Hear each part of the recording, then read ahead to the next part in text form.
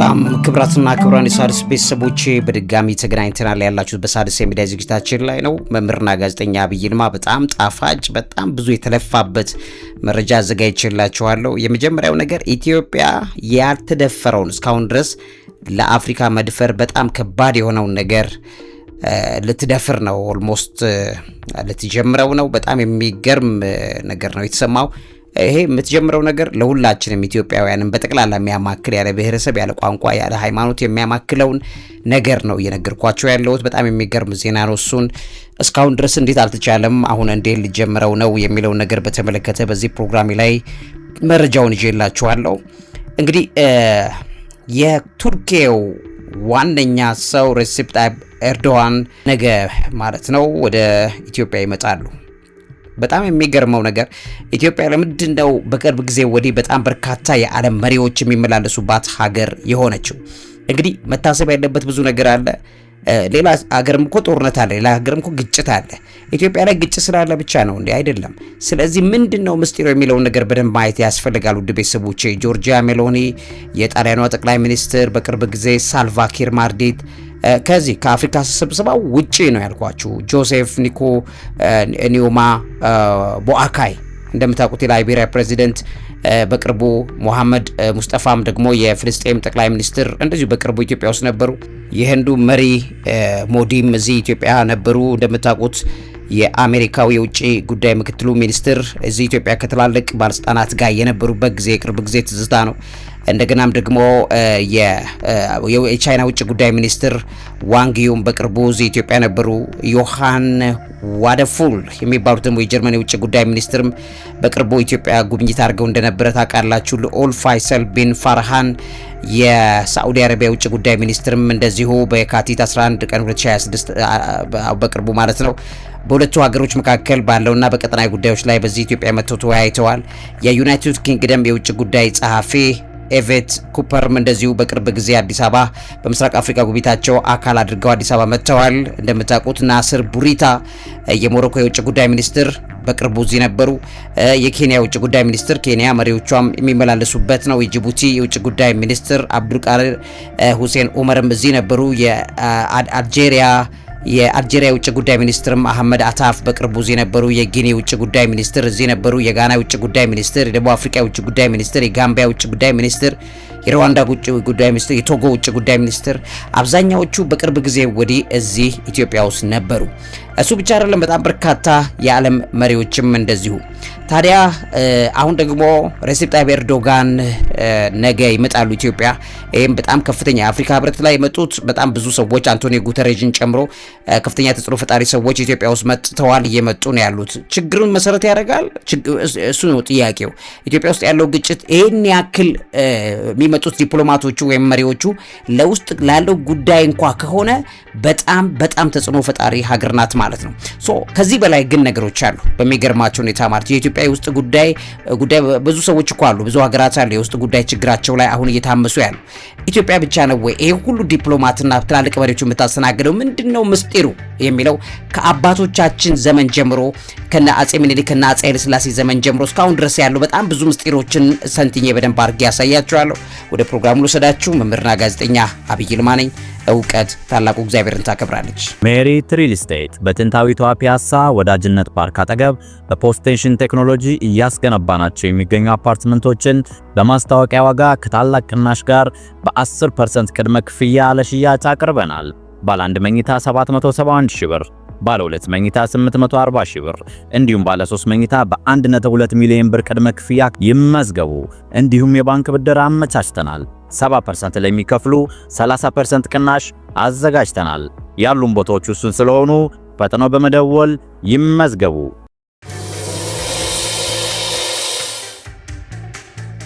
እንግዲህ ክብራትና ክብራን የሣድስ ቤተሰቦቼ ከመጀመሪያው መረጃ ልጀምርላችሁ። በተለይም ኢትዮጵያ የማይደፈረው ወይም ደግሞ ለመድፈር በጣም ከባድ ሆኖ የቆየውን ነገር ነው አሁን ልትደፍር የተዘጋጀችው። ይሄም ጉዳይ መሰረት የሚያደርገው የኢትዮጵያ አየር መንገድ ወደ አውስትራሊያ በረራ ለመጀመር በጣም የሚገርም ዝግጅት አድርጓል ማለት ነው። በ2028 ሊጀምር ነው። እስካሁን ድረስ ወደ አውስትራሊያ መጓዝ ማለት በጣም ከባድ እንደነበር ይታወቃል። ተግዳሮቶች አሉት። ምንድነው ይሄ ችግር የሚለውን ነገር በደንብ ማየት ያስፈልጋል። ነገር ግን አሁን ባለበት ሁኔታ ላይ ወደ አውስትራሊያ የሚደረገው ጉዞ ለማስጀመር እንግዲህ አየር መንገዱ በ2028 ዓ.ም በረራ ለመጀመር እቅድ እንዳወጣ ተነግሯል ማለት ነው። ይሄ በረራ የኢትዮጵያ አየር መንገድ ወደ ሁሉም 7ቱ አህጉራት የሚበር አፍሪካዊ አየር መንገድ ያደርገዋል። ብቸኛው የአፍሪካ አየር መንገድ ያደርገዋል ማለት ነው። ረጅም ርቀት የሚበሩ አሉ። አሁን ይሄን ነገር ከቆየባቸው ምክንያቶች መካከል አንደኛ ዋይድ ባዲ የሚባሉ ሰፋፊ አካል ያላቸው አውሮፕላኖችን ይፈልግ ነበረ። ስለዚህ ይሄም በ2028 ዓ.ም ይሄን ያገኛል። ስለዚህ በዚህም የተነሳ መብረር ሊጀምር ተዘጋጅቷል። እንግዲህ በአውስትራሊያ በአሁኑ ወቅት አየር መንገዱን የማይደርስበት ብቸኛ አህጉር ቢኖር የኢትዮጵያ አየር መንገድ የማይደርሰው አውስትራሊያ ነው። ስለዚህ በአየር መንገዱ በየትኞቹ ከተሞች እንደሚያገናኝ በይፋ ባይገለጽም በሲድኒና ሜልቦርን ግን አማራጮች እንዳሉበት እየተነገረ እንደሚገኝ ለመስማት ችለናል ማለት ነው። እንግዲህ በአዲስ አበባና በአውስትራሊያ መካከል ያለው በረራ ከ23 ሰዓታት በላይ ሊወስድ ይችላል። ውድ ቤተሰቦቼ ረጅም ርቀት የሚሄዱ እንደ ቦይንግ 787S እና እንደ ኤርባስ A350S መጠቀም የግድ ይላል ማለት ነው። እነዚህም ቦታዎች አቋርጦ ለመሄድ ከአፍሪካ ወደ አውስትራሊያ ለመጓዝ የሚያስችሉ በጣም ብዙ ዲያስፖራዎችን፣ ቱሪስቶችን፣ ነጋዴዎችን በጠቅላላ ሊያገናኝ የሚችል የኢትዮጵያ አየር መንገድ ሆኖ በር ይከፍታል ማለት ነው። ይህንንም ከያዘባቸው ነገሮች መካከልና እስካሁን ድረስ ለምንድን ነው ወደ እነዚህ ቦታዎች ላይ መብረር ያልቻለው የሚለው ነገር አንዱና ዋነኛው ነገር ይሄ ነው። በተለይም ረጅም ርቀቱ ከአዲስ አበባ ወደ አውስትራሊያ የሚደረገው በረራ በዓለም ላይ ካሉ እጅግ በጣም ረጅም የንግድ በረራዎች አንዱ ነው የሚሆነው። ርቀቱ 13000 ኪሎ ሜትር አካባቢ በመሆኑ ነው ዋነኛው ነገር ውድ ቤተሰቦቼ። ስለዚህ ይሄንን ሊጓዝ የሚችል ደግሞ ምን ያስፈልገዋል? አውሮፕላን ያስፈልገዋል። የአውሮፕላን እጥረት ነበረ ማለት ነው። አየር መንገዱ ይህንን ረጅም ርቀት ያለማቋረጥ መብረር የሚችሉ ቢያንስ 2 ትላልቅ አውሮፕላኖች ተጨማሪ እንደሚያስፈልጉት ግልጽ ነው። በዚህም የተነሳ እንግዲህ አቅርቦቱን ይህንን ነገር ለማድረግ በሚል ከ6 ዓመታት በፊት ጀምሮ በጣም ብዙ ጥረት ሲያደርግ ቆይቷል። ነገር ግን አቅርቦቱ ዘግይቶበታል። በዓለም አቀፍ አውሮፕላን አምራቾች ምርቶቻቸው በወቅቱ ማድረስ አለመቻላቸው አየር መንገዱ ያቀደውን በረራ በወቅቱ እንዳይጀምር እንቅፋት እንደፈጠረበት ይታወቃል ማለት ነው። በዚህም የአውሮፕላን አይነቶቹ ቦይንግ 787-9 እና ኤርባስ A350 1000 ያሉ ረጅም ርቀት መጓዝ የሚችሉ ዋይድ ባዲ ያላቸው ሰፋፊ አካላት ያላቸው አውሮፕላኖች ያስፈልጋሉ። ኢትዮጵያ አየር መንገድ ያ ስላልነበረው ነው። እሱ ብቻ አይደለም ክቡራትና ክቡራን የሣድስ ቤተሰቦቼ፣ እንግዲህ የነዳጅ ፍጆታና ወጪም ይጠይቃል። እንዲህ ያሉ ረጅም በረራዎች ከፍተኛ ነዳጅ የሚፈጁ በመሆናቸው ለበረራ ትርፋማነት በጣም ትልቅ ፈተና ይፈጥራሉ።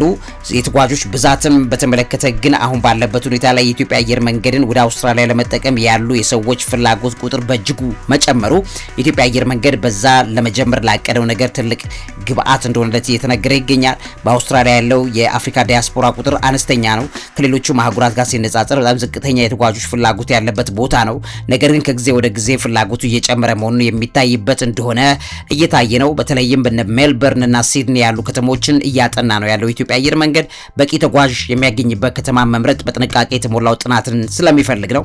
እንደ ኤሚሬትስ እና ኳታር ኤርዌይስ ያሉ በጣም ትላልቅ አየር መንገዶች በዱባይ እና ዶሃ በኩል ወደ አውስትራሊያ የሚያደርጉት በረራ ከፍተኛ ውድድር ይፈልጋል። ይሄንን ለመገዳደር ነው የኢትዮጵያ አየር መንገድ የሚገባው።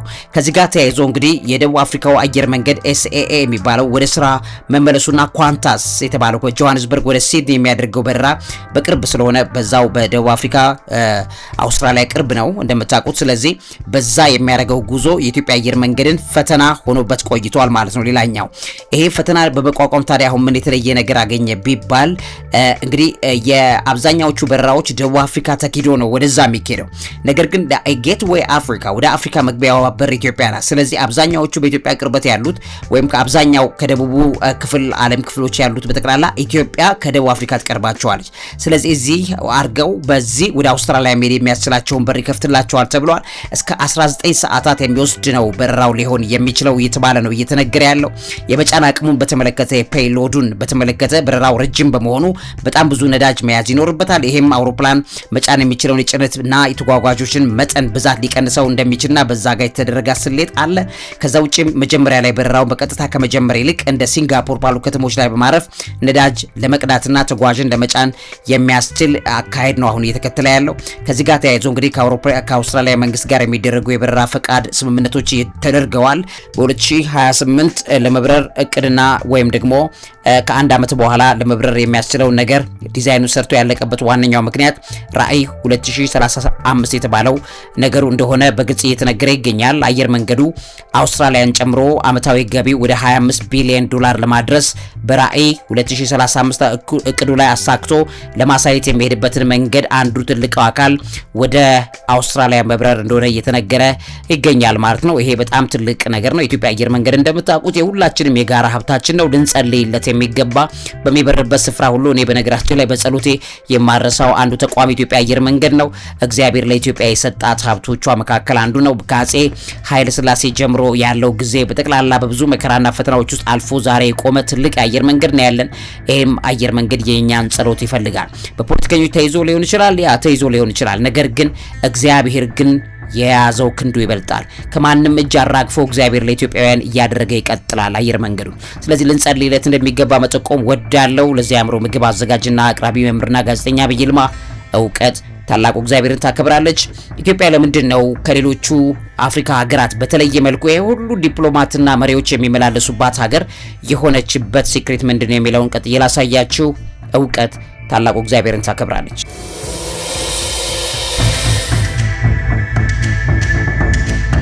እንግዲህ ክብራትና ክብራሪ ሣድስ ቤተሰቦቼ ኤርዶጋን ሬሲፕ ታይፕ ኤርዶጋን ማክሰኞ የካቲት 10 2018 ዓ.ም ወይም በፌብሩዋሪ 17 2026 ወደ ኢትዮጵያ የሚያደርጉ ጉብኝት ዋነኛ ምክንያት ተብሎ የተቀመጠው አለ ዲፕሎማሲያዊ ግንኙነት 100ኛ ዓመት የሚል አለ። 100ኛ ዓመትን ማክበር የሚል ነው።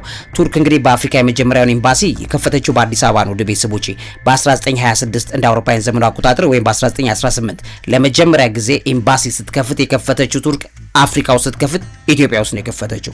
ስለዚህ ሁለቱ ሀገራት አሁን 100 ዓመት የዲፕሎማሲ ግንኙነት ክብረ በዓልን በጋራ ለማድረግ አሁን የአንካራው መሪ ይመጣሉ ማለት ነው።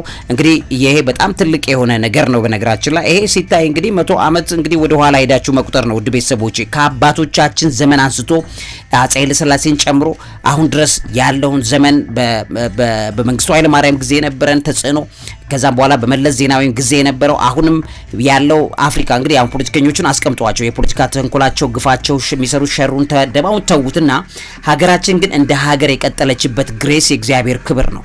እያንዳንዱ መሪ የራሱ ስተት አለበት። ነገር ግን ኢትዮጵያን በዓለም ላይ ከፍ ለማድረግ የሄደበት ርቀት ማሳያ ውጤት እንደሆነ ታያላችሁ።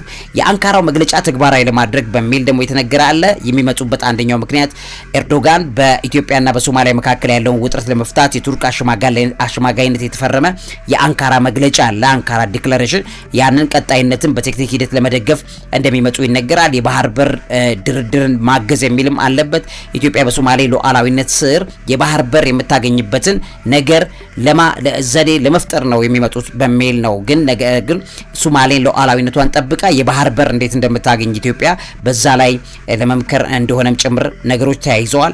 አዳዲስ ስምምነቶችን መፈረም የሚል ተቀምጧል። ኢንቨስትመንት ትብብር ማጠናከር፣ ቀጠናዊ ሰላምና ጸጥታ ጉዳዮችም አሉ እዚህ ውስጥ። በጎረቤት ሱዳን ያለውን ግጭትና በሌሎች የአፍሪካ ቀንድ የሰላም ጉዳዮች ላይ ከጠቅላይ ሚኒስትሩ ጋር ከኢትዮጵያ ጠቅላይ ሚኒስትር ዶክተር ዐቢይ ጋር ይነጋገራሉ ተብሎ እየተጠበቀ ነው። የመከላከያ ትብብር የሚባል አለ። ቱርክ ለኢትዮጵያ ኢኮኖሚና የመከላከያ ዘርፍ የምታደርገው ድጋፍ አለ። ያንን አዲስ አለው እያለች የተናገረች ነው። የንግድ ልውውጥን ማሳደግ ነው። በኮንስትራክሽን፣ በጨርቃጨርቅ፣ በግብርና ዘርፎች እንደምታውቁት ከቻይና ቀጥላ ቱርክ በኢትዮጵያ ውስጥ ከፍተኛ ኢንቨስትመንት የምታደርገው ሀገር ቱርክ ናት።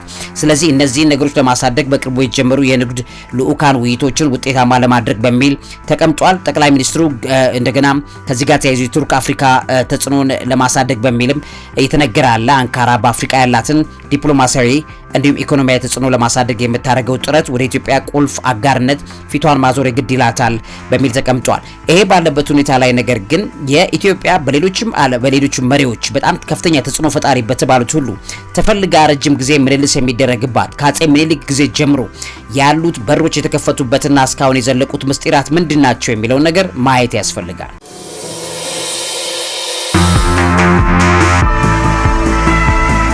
እንግዲህ ውድ ቤተሰቦቼ የጂኦፖለቲካና የጸጥታ ጠቀሜታ ወይም ጂኦፖለቲክስ ኤንድ ሴኩሪቲ የመጀመሪያው ቡድን ነው ይሄን ነገር ለማየት የሚያስችለን። በዚህ ውስጥ እንግዲህ የአፍሪካ ቀንድ የሰላም መልህቅ ትባላለች ኢትዮጵያ። አንከር ኦፍ ስታቢሊቲ ብለው ይለዋታል። በአፍሪካ ቀንድ ባሉ ብጥብጦች ለምሳሌ በሱዳን፣ በሶማሊያ ራሷ ኢትዮጵያ ውስጥም ጭምር ያለው ነገር ኢትዮጵያ የተረጋጋች ሀገር ሆና ካልቀጠለ በቀር እዚያ አካባቢ ያለውን ነገር በፍጹም መፍታት አይደለም ወደ ለየለት አህጉራዊ ቀውስ፣ ዓለማዊ ቀውስ፣ የዓለም አቀፍ ቀውስ ውስጥ ይዟቸው ሊገባ እንደሚችል በተለይ እነዚህ በቀይ ባህር ዙሪያ ላይ ያሉ ሀገራት የኢትዮጵያ ሰላምና ተረጋግታ መቀጠል ለነሱ ህልውና በጣም መሰረታዊ ነው። እንደምታውቁት የመን እንኳን በዚህ ደረጃ ላይ ምን አይነት አማጺዎችን ፈብሪካ ስቃይ እንደምታይ ይታወቃል።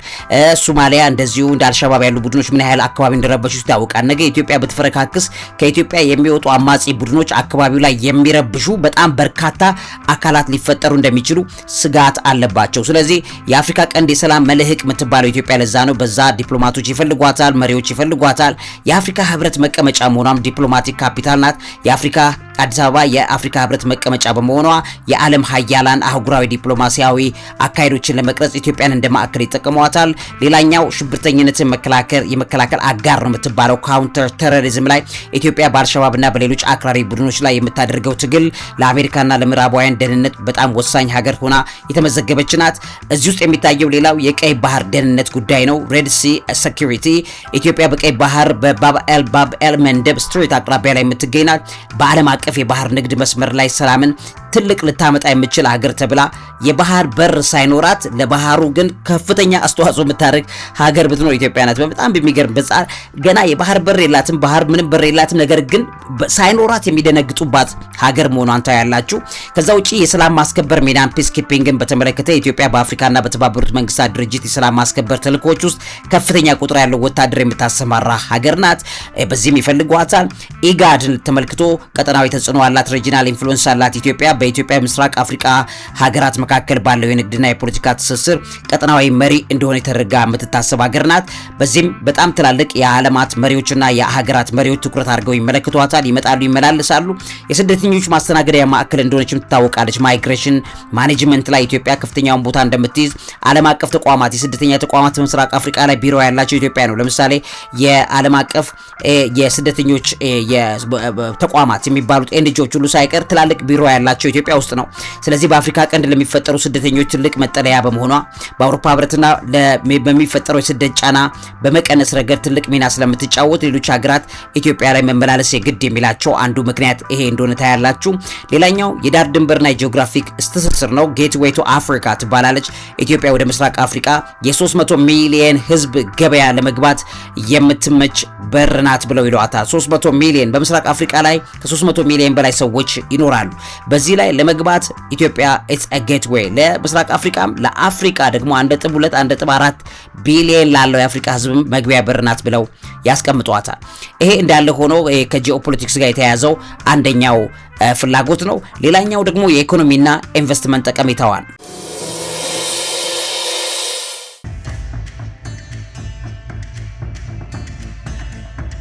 እንግዲህ ውድ ቤተሰቦቼ ፈጣን ኢኮኖሚ እድገት ፋስተስት ግሮዊንግ ኢኮኖሚ ያላት ከባለፉት 30 ዓመታት ውስጥ በጣም ብዙ ውጤቶች እየታዩባት ያለች ሀገር ናት።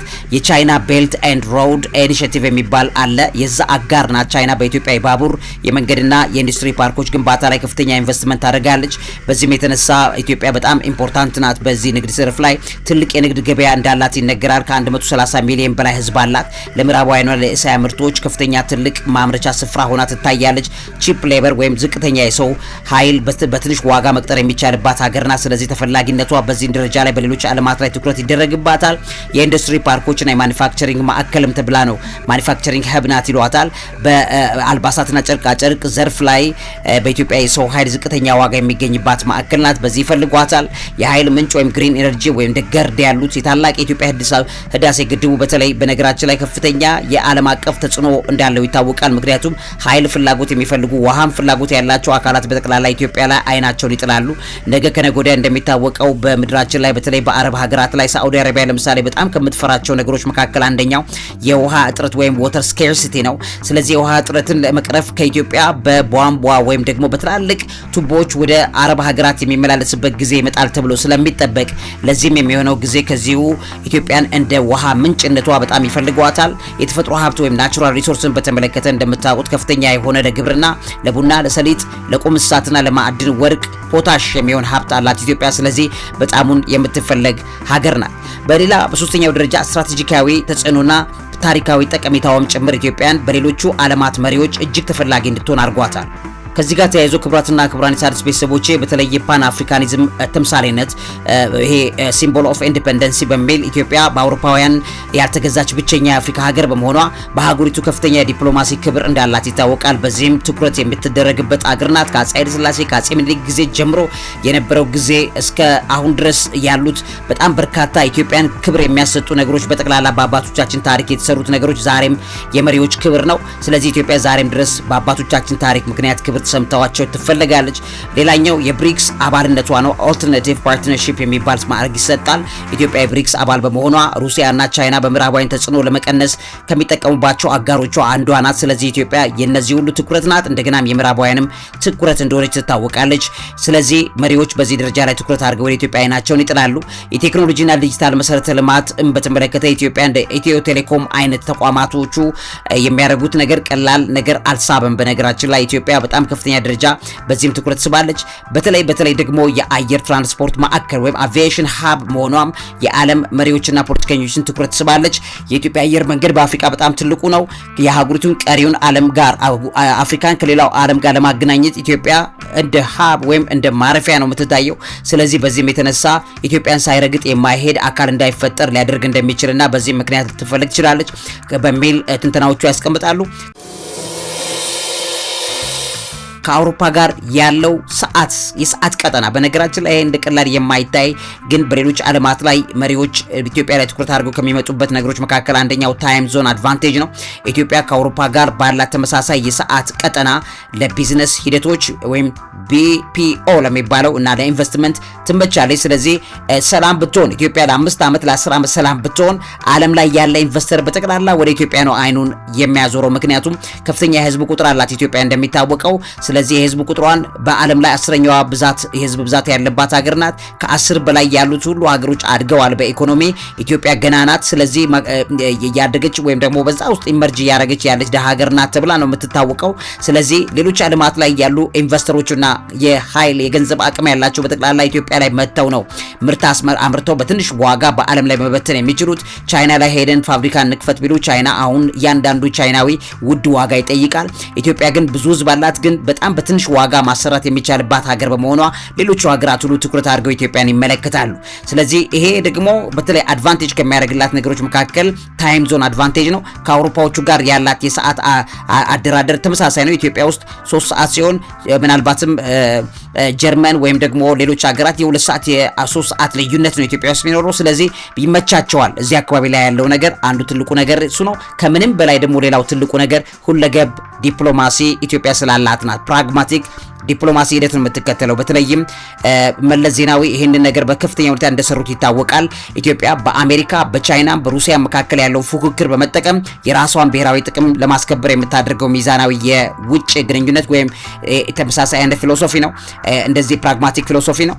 ይሄ በመሆኑ የተነሳ ሀያላኑ አጋርነቷን ይፈልጋሉ። ከማንም ጋር አይደለችም ኢትዮጵያ ከሚመቻት ጋር ሁሉ አብራ የምትሰራ ዲፕሎማሲ ወይ ነው መለስ ዜናዊ ዲዛይን አድርገው የሰሩት። በዛ የተነሳ ኢትዮጵያ በሁሉም አገራት ላይ ያላት ተፈላጊነት በተመሳሳይና በእኩሌታነት ሳይወዱ በግዳቸው ምስራቅ አፍሪካ ላይ እጅግ ተፈላጊ ናት።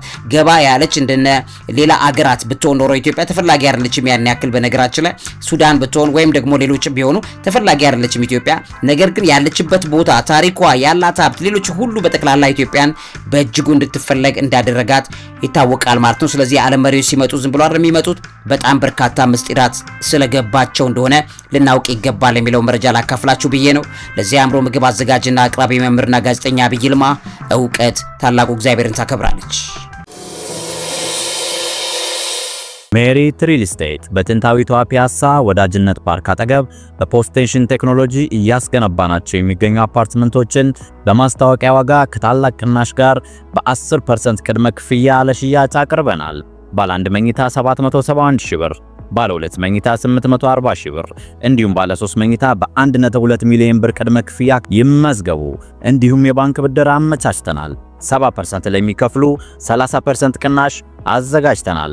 ያሉን ቦታዎች ውስን ስለሆኑ ፈጥነው በመደወል ይመዝገቡ።